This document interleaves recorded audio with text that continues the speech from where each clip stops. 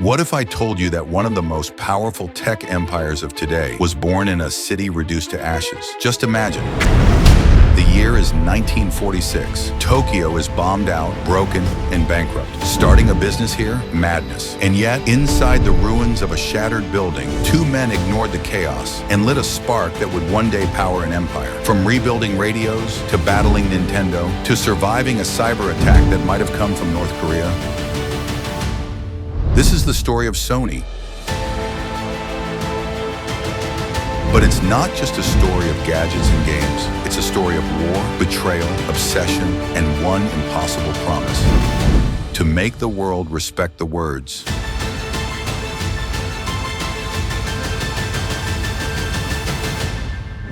Made in Japan. Let's begin.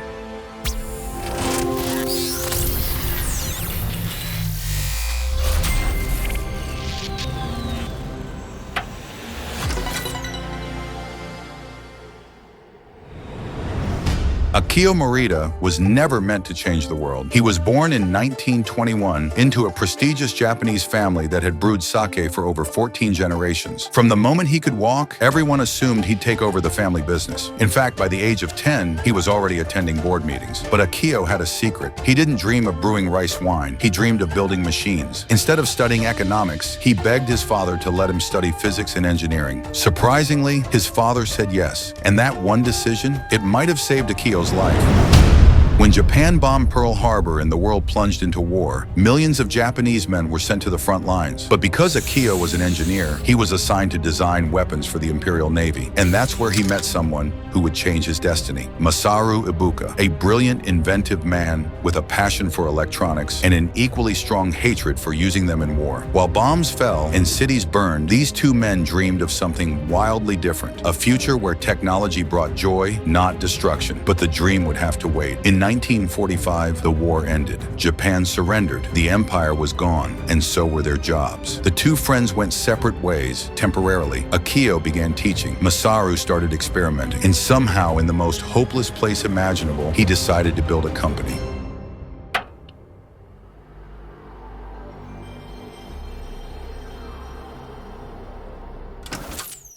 Japan, 1945. Entire cities had been reduced to cinders. Over 9 million people were homeless. Police were nowhere. Jobs didn't exist, and the black market ruled the streets. Young men were joining the Yakuza. Young women trading dignity for survival. This wasn't just a bad time to start a business. It was the worst time in Japanese history. But Masaru Ibuka didn't care. Inside a bombed-out building in Tokyo, with barely any tools and no real income, he began building not just gadgets, but a new way of thinking. His first invention, an electric rice cooker. Sounds simple, right? But it failed miserably. It either left rice raw or burned it to charcoal. Next came an electric heating blanket. Also failed. Unsafe. Useless. Most people would have stopped. But Masaru believed in something few people had at the time: progress. He knew every failure was just one step closer to a breakthrough, and eventually that breakthrough came. You see, during the war, the Japanese government had sabotaged radios to block foreign signals. Now that the war was over, people wanted to hear the outside world again. News, music, freedom. So Masaru started a small radio repair service. And just like that, he wasn't just fixing radios. He was reconnecting a broken country to the world. His idea was so powerful, it got featured in a national magazine. And that's when someone very familiar flipped the page: Akio Morita.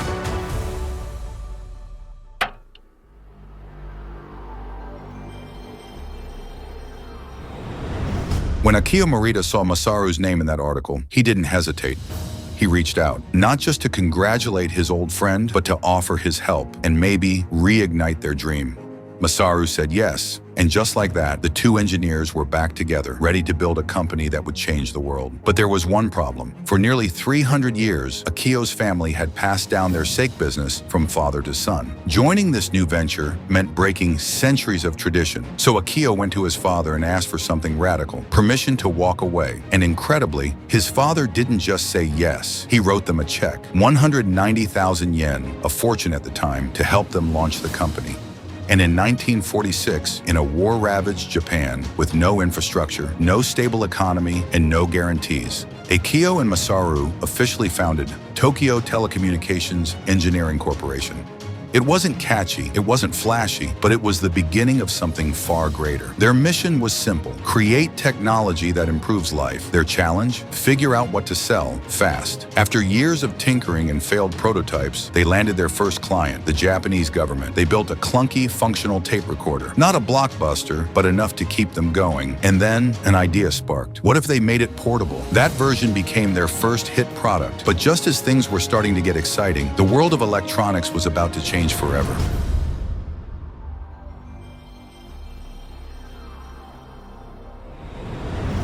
In 1952, Akio and Masaru heard a whisper. A revolutionary piece of technology had just been invented in the US, the transistor.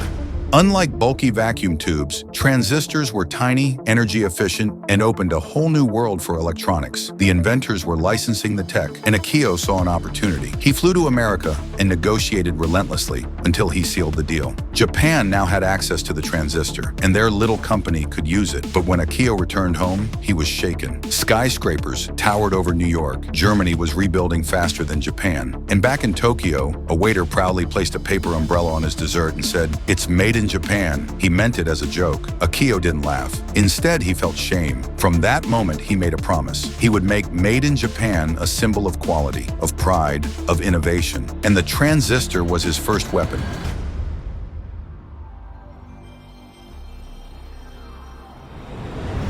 But if their company was going global, it needed a name that worked beyond Tokyo. Flipping through a Latin dictionary, they found sonus, the word for sound. They combined it with Sonny, a slang term for a young boy full of potential. And just like that, Sony was born. They weren't legally Sony yet, but their first branded product would carry the name proudly, a transistor radio. They believed they could shrink radios to the size of your pocket, unheard of at the time. The first model, TR-55, the next, TR-63, marketed as pocket-sized, except it didn't really fit in a standard pocket. So Sony made custom shirts with oversized pockets, just so the radio would slide in. It worked. The public was amazed. It was small, it was sleek, it was revolutionary. Sony had their first real global hit, and the world was finally listening.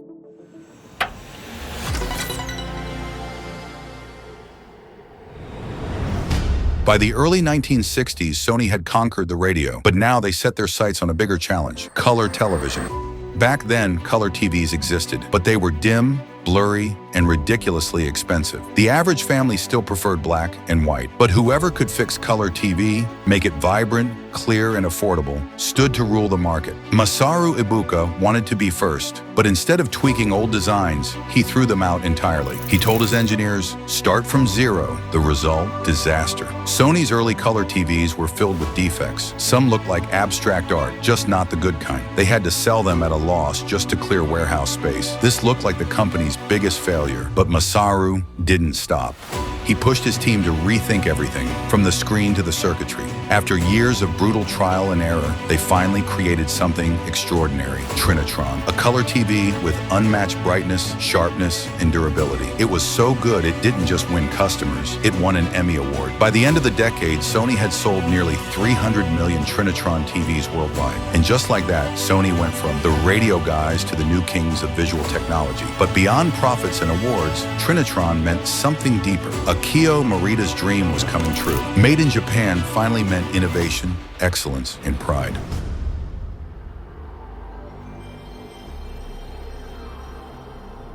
By the mid-1970s, Sony had already transformed how we watch TV. Now, they wanted to change when we watched it, because back then, if you missed your favorite show, tough luck. There were no reruns, no streaming, no recording. Sony's answer? Betamax. A sleek new video cassette recorder that let you record live TV and replay it whenever you wanted. It was revolutionary. People loved it. It looked like another Sony success story. But then came the challenger. VHS. It wasn't sharper, it wasn't smaller. In fact, Betamax had superior picture quality. So why did VHS win? Because it was cheaper, easier to copy, and could store longer programs. It made more sense for the average person, and more importantly, for movie studios. Suddenly, Betamax tapes were gathering dust while VHS ruled the market. And Sony? They lost millions. Akio Morita was crushed. So crushed, in fact, that he made a promise. If the next product failed, he'd resign. The world waited to see what he'd do next.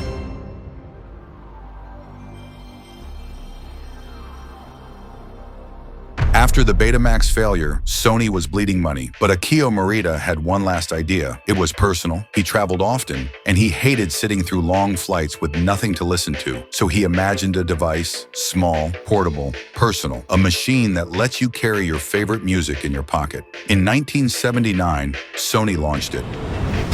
The Walkman, a tiny cassette player with headphones, made just for listening. But there was a problem. Back then, headphones were mainly used by people with hearing impairments. And in Japan, that carried shame. Why would anyone wear those in public? Critics laughed. Investors doubted. Sony's own board called it a pointless gimmick, but Akio made a bet. If we don't sell 30,000 units, I'll step down. The result?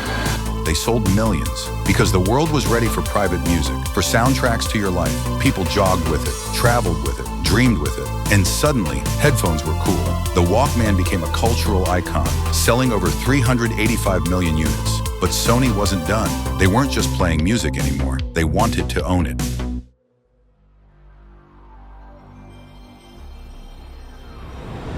After dominating the cassette world with the Walkman, Sony had a new obsession. What's next? Together with Dutch tech giant Philips, Sony spent 14 years developing something entirely new, the compact disc, a shiny digital miracle that didn't scratch like vinyl, didn't tangle like cassettes, and could store high-quality audio using nothing but light. It was the future, but it came at a cost. Sony had poured $30 million into building a CD factory before a single disc was sold.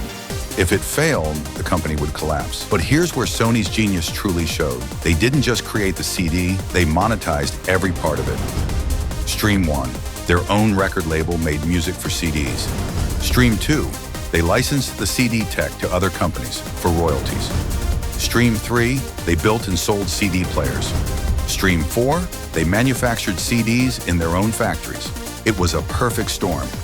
More CDs equals more royalties equals more players sold equals more demand for Sony music. A feedback loop of profit, and it worked. Sony's finances turned around dramatically. CDs were soon being produced by the hundreds of millions. And in 1988, Sony made their next big move. They bought CBS Records, home to legends like Bob Dylan and Michael Jackson, for $2 billion. That label became Sony Music Entertainment, still one of the top music empires in the world. But while Sony had conquered sound, they were about to enter a new kind of war. A war fought not with melodies, but with pixels and power buttons.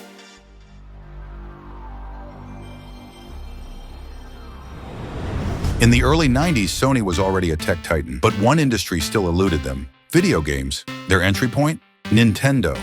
At the time, Nintendo's Super Nintendo Entertainment System was king. Sony helped develop its audio system, and during their partnership, they pitched a bold idea. Let's add a CD add-on to your console. Games can be bigger, better, cheaper to make. Nintendo agreed. Sony engineers got to work. But behind closed doors, Sony was working on something else, a full console of their own, CD only. When Nintendo found out, they panicked. And then in one of the most infamous betrayals in tech history, Nintendo stabbed Sony in the back. At a major press conference, Nintendo announced they were partnering with Philips, Sony's old collaborator, to make CD-based games. Sony was left stunned, humiliated, furious, but they didn't back down.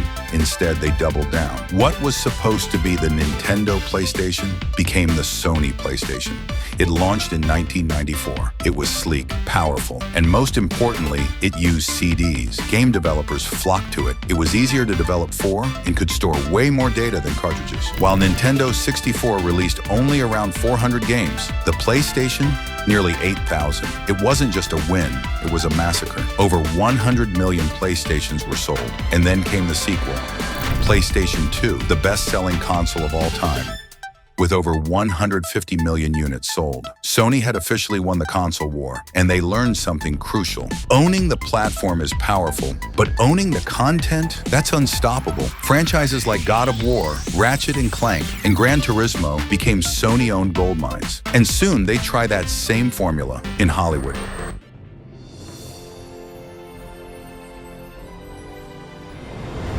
By the late 90s, Sony wasn't just making music and games. They owned an entire movie studio, Columbia Pictures, now rebranded as Sony Pictures Entertainment. Meanwhile, across town, Marvel was drowning in bankruptcy. Their comics weren't selling, their heroes were trapped on dusty pages. And Sony saw an opportunity. In 1998, they approached Marvel with a simple offer.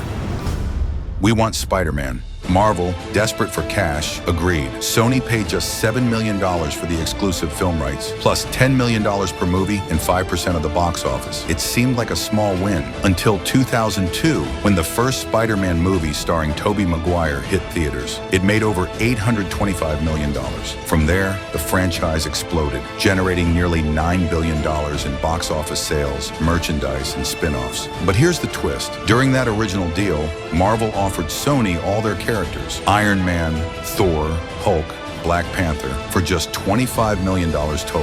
Sony turned them down. Nobody cares about the rest, they said. It's a decision that probably still haunts them. But Spider-Man alone became one of Sony's most valuable assets, and they've held on to him ever since. Reboot after reboot, sequel after sequel. As long as they release a new film every 5 years and 9 months, the rights stay with Sony forever.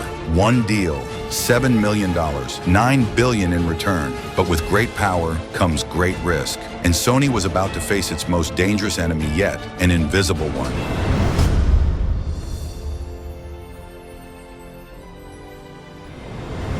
It was a quiet morning in 2014 until Sony employees opened their computers and saw a message they'd never forget. "We've obtained all your data, including your secrets. Signed, Guardians of Peace."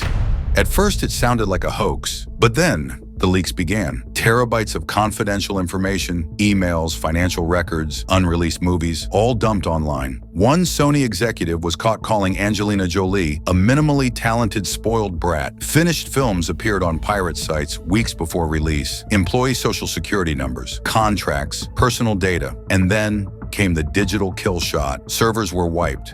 Data destroyed, operations frozen. This wasn't just a leak, it was a cyber war. But who was behind it? Just weeks before, Sony had announced a controversial comedy, The Interview, a film that mocked North Korea's leader. The timing was too perfect, and the damage too precise. Soon, the FBI and even President Obama pointed the finger directly at North Korea. We can confirm that North Korea engaged in this attack, but not everyone was convinced. Some cybersecurity experts argued the hack was too advanced for North Korea alone. Others believed it may have been an inside job or a false flag. To this day, no one knows the full truth. But one thing is certain, it was the worst corporate cyber attack in US history. And yet, Sony survived. Because for a company born in war-torn ruins, resilience wasn't just part of the story, it was the whole foundation.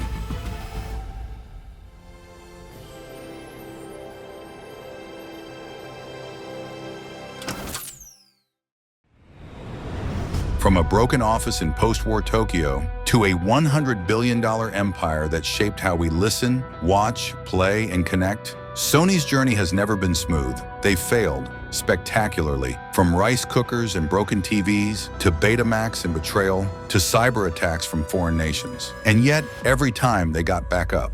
Why? Because Sony was never just a tech company, it was a mission. Akio Morita once said, "Don't be afraid to make a mistake, but make sure you don't make the same one twice." That mindset built Walkmans. It launched PlayStations. It took on Hollywood and won. Sony took risks. They listened to critics, even hired one to become president. They weren't just inventing machines, they were reinventing culture. And look around today, your playlists, your favorite games, your childhood movies, all touched, directly or indirectly, by the legacy of Sony. Would the world be the same without them? Probably not, because this wasn't just a story about electronics. It was a story about two engineers who refused to give up, even when the world was in ruins. And maybe that's a reminder for all of us. Innovation doesn't come from comfort, it's born in chaos, empowered by people bold enough to try, even when they're most likely to fail. They started with nothing. No investors, no safety, just a bombed-out building and a belief that vision was stronger than fear. Sony is more than a company. It's proof that even in the darkest of times, two people with a dream can reshape the future. If they could build an empire from the ruins, what's stopping you? Here at Everyday Curiosity, we explore the bold, the brave, and the game changers who dared to try when no one else would. So if you believe in ideas that challenge the odds, if you believe in starting before you're ready, subscribe and join us as we uncover the stories that changed everything, because this is just the beginning.